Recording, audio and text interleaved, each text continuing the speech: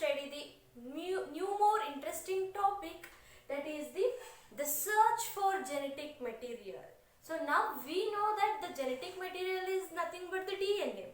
But before, the scientists they were curious, confused, and they were of many emotions. What is this genetic material?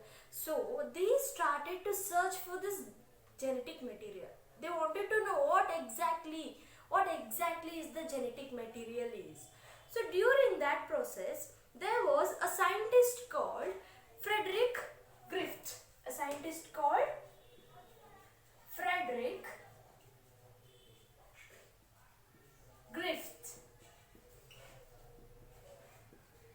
So he is the British scientist. What he did is, we know that he is a scientist, so he was working on the pneumonia, means he was finding the vaccination for the pneumonia disease, which is caused by the Streptococcus pneumonia.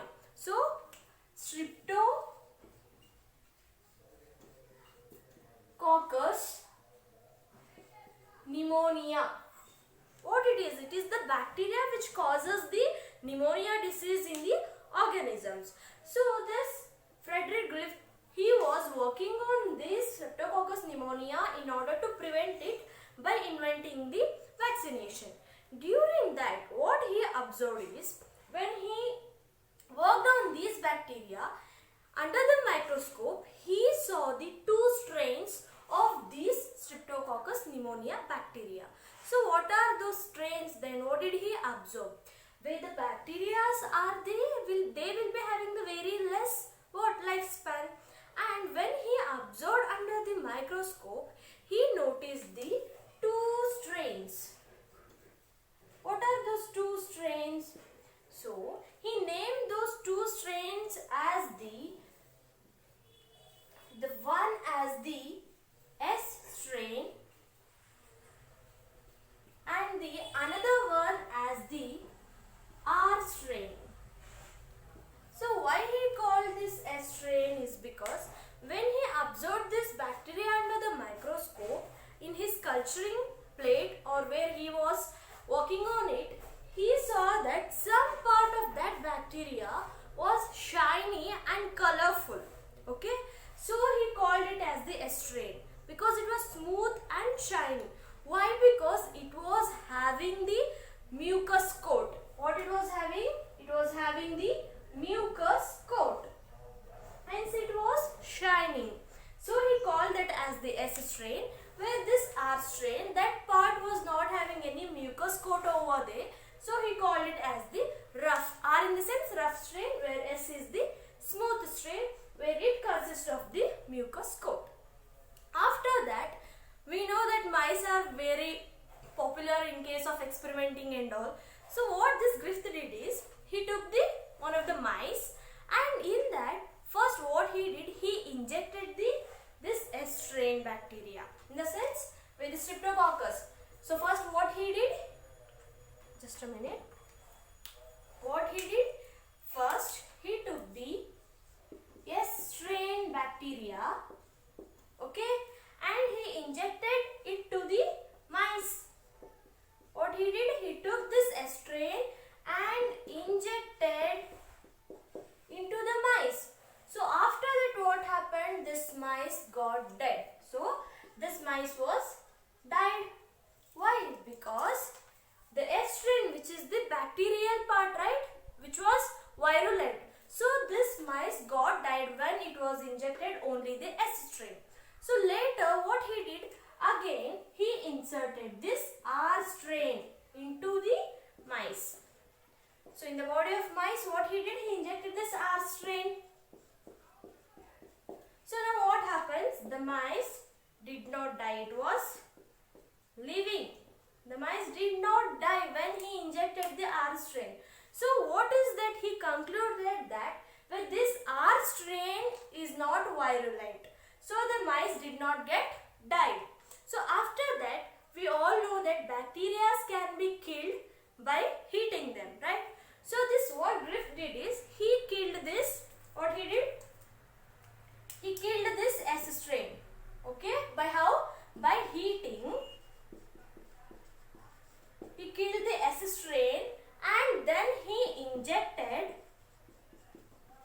it to the mice.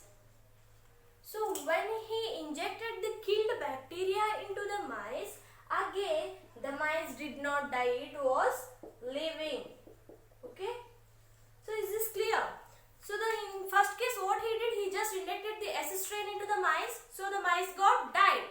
And later he injected R strain, the mice did not die. And after, in third case what he did, he took the, or he heated the S strain bacteria and injected into the mice, where again the mice did not die, it was living. So now he did the one more trial. What is that? What he did is, now in the last case he took the S strain which was heated, means which was killed bacteria. With that, just a minute, with this killed bacteria which was heated and killed, with that he added R strain. Okay, he added R strain and again injected into the mice. Now what he did in the fourth case, he took the killed bacteria, that is S strain plus R strain. When he injected that into the mice got dead, means the mice was died. So what is this? In the fourth case, Griffith concluded that, see, in third case what he did, he just injected the what? That is the killed or the heated S strain or the S bacteria, so that the mice did not die. But here, where in case of fourth case, where he took the killed bacteria, that is the S strain, and added the R strain. But now the thing is, mice got died. Why? So he concluded that, he was clear that this S strain or the heated bacteria, okay, this was killed, plus with this R strain which was live, okay, this R strain was live. So he thought that by their any combination, a molecule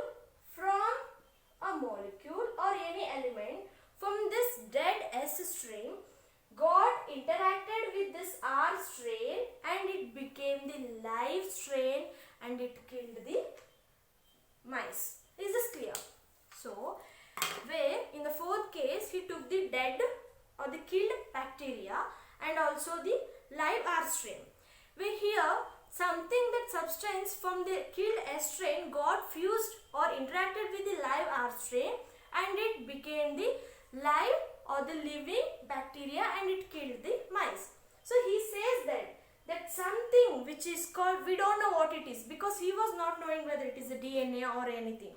So he called that term, something which was transferred here, so he called that as the transforming principle.